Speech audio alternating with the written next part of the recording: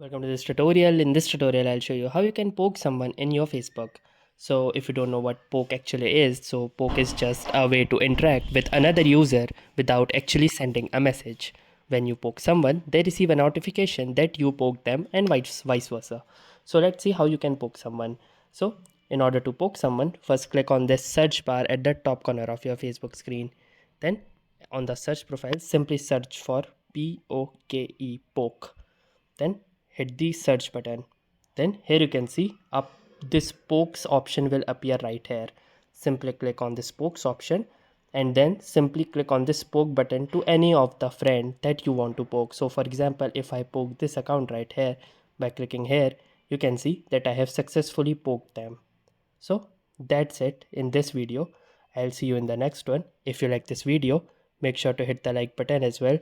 Comment on this video, share it, and don't forget to subscribe to our channel. Thank you for watching and have a nice day.